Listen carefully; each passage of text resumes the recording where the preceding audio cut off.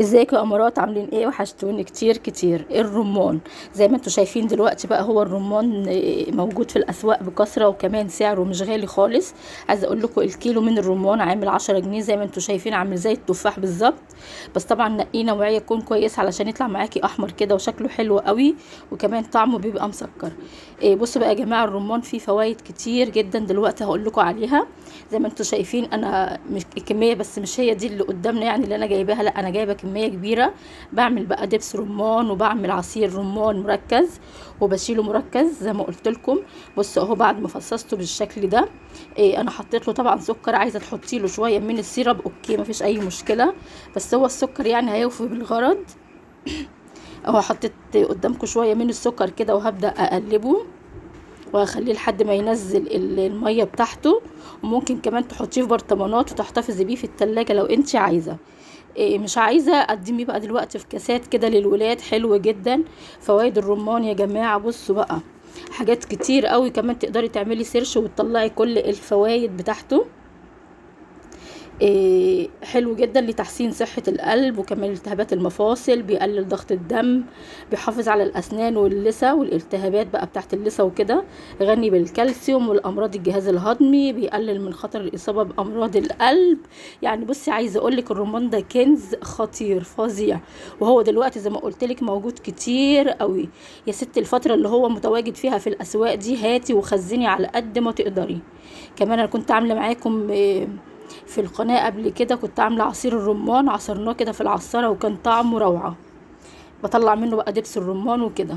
كمان تقدر تشربيه عصير زي ما قلت لك، فوائده كتير قوي. اعمليه بقى لاولادك وهم كمان بيذاكروا دلوقتي. إيه كاس من اللي قدامك ده لولادك هيحسن طبعا الذاكره عندهم، يخليهم يركزوا. ما اقولكيش بقى على الفوائد اللي انا قلتها دي، كل بند من اللي انا قلته ده طبعا عايز شرح طويل جدا. اعملي سيرش زي ما قلتلك على الانترنت وهتطلعي الفوائد بتاعته، وصدقيني هتنزلي حالا تروحي تشتري الرمان وتعملي زي ما انا بعمل كده. انا طبعا اللي في الكاسات دول بعملهم دلوقتي للولاد، والباقي اللي انا عملته زي ما قلت لكم مش الكميه دي بس، لا انا عندي تاني كتير. اشتغل بقى دلوقتي مع نفسي وهعمل شويه دبس رمان، وهعمل كمان زي ما قلت لكم العصير بتاع الرمان بحبه جدا. في العصارة، هي عصارة معينة يا جماعة لعصير الرمان يعني مش الخلاط. اهو بالشكل ده. ابصي نزل المية بتاعته طبعا بسبب السكر اللي احنا حطيناه. عايزة اقولك كمان برضو معلومة، لو جبت الرمان وبعد ما فصصتيه ولقيتيه ابيض، تقدري ممكن تحطي له شوية من اللون الاحمر، هيبقى شكله حلو برضو. ده في حالة يعني لو جبت الرمان ولقيتيه ابيض وكده.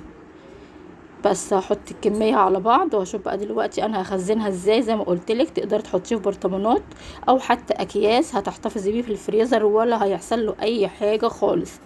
وتطلعي للولاد حاجه بقى مغذيه وحاجه جميله جدا، بدل الحلويات والحاجات اللي هي بصراحه ملهاش اي 30 لازمه اللي هم بيشتروها من بره.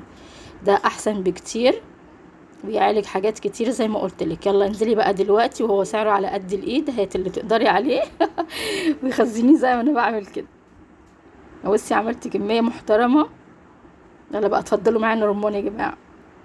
بس كده، وده كان فيديو النهاردة. باي باي حبايبي.